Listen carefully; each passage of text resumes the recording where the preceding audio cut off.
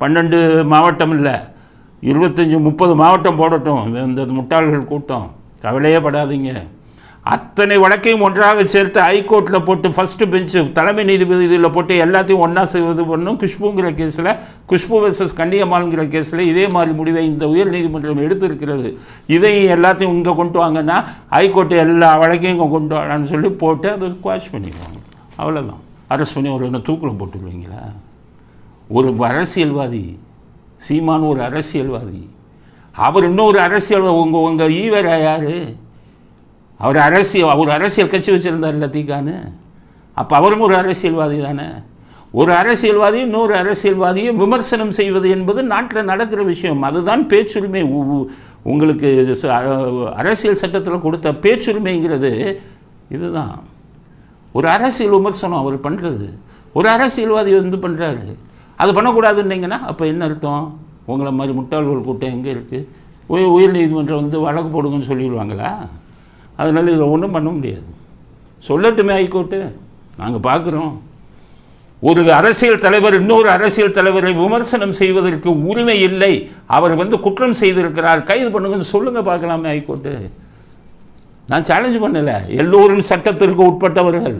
அப்படியே ஹைகோர்ட்டு அவர் பேசுனது தப்புன்னா நீங்கள் என்ன சொல்லணும்? டெஃபமேஷன் போப்பா.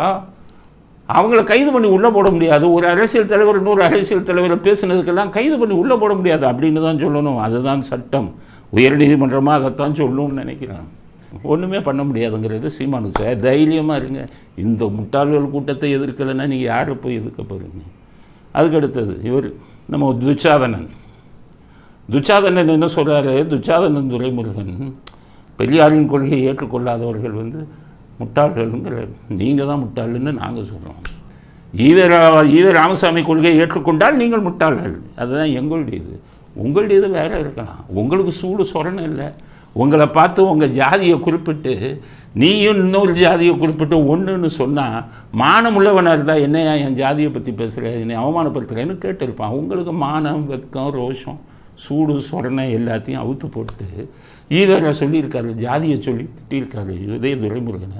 அதை வெக்கம் இல்லாமல் மேடையில் பேசி கொண்டிருக்கிறாரே துரைமுருகன். அசிங்கம் இல்லையா? வன்னியர்களை பற்றி மட்டுமாக இழிவாக பேசினார். முக்குளத்தோரை ஒரு விபச்சாரிக்கு பிறந்த 3 மகன்கள்னு சொல்லலையா மதுரை மீட்டிங்கில்? மிகப்பெரிய கொந்தளிப்பு ஏற்பட்டவன் அவரை தூக்கி கொண்டு வந்தாங்களே இங்கேருந்து. கருணாநிதி அவரை ஒழிச்சு வச்சார். சில நாட்கள்லேயே இறந்து போனார். ஏன் காமராஜரை பற்றி? காமராஜர் 1967 சட்டசபை தேர்தலில் தோற்றவுடன் அண்ணாதுரைக்கு ஃபோன் பண்ணி வாழ்த்து சொன்னவராயிருக்கு இந்த ஈவேரா. அப்போ இப்படியால் நாங்கள் எப்படி வச்சுக்குவோம்? உங்களுக்கு நீங்கள் வச்சுக்கிறீங்கன்னா அவர் சொன்ன விஷயங்கள்லாம் நீங்கள் செஞ்சவங்க. அவர் சொன்ன விஷயத்துக்கு எக்ஸ்ட்ரா செஞ்சவங்க. அவர் சொன்ன கருத்துக்களை ஏற்றுக்கொள்ள வேண்டும் அனைவருங்கிறாங்க. ஒரே ஒரு கருத்தை ஏற்றுக்கங்க. நீங்கள் என்கிட்ட பிரிஞ்சு போன திமுக காரன் பூரா காரியம் ஆகணும்னா மனைவியை விட்டு கொடுப்பான்னு சொன்னார்ல, அதை ஏற்றுக்கொள்கிறீர்களா? அந்த கருத்தை ஏற்றுக்கங்க, நாங்களே ஏற்றுக்கிறோம். ஆனால் ஈவேரா சொன்ன கருத்தில் அந்த ஒரு கருத்தை மட்டும் நாங்கள் ஏற்றுக்கொள்கிறோம். ஆனால் அவர் சொன்ன மற்ற கருத்துக்களை ஏற்றுக்கொள்ள முடியாது. தாயுடன் உறவு வைக்கிற கருத்தை ஏற்றுக்கொள்ள முடியாது. சுதந்திர தினத்தன்னைக்கு கருப்பு கொடியை ஏற்றுபவரை ஏற்றுக்கொள்ள முடியாது. தனி தமிழ்நாடு என்று நாட்டில் பிரிவினை விதையை தூண்டியவரை தூவியவரை ஏற்றுக்கொள்ள முடியாது எங்களால்.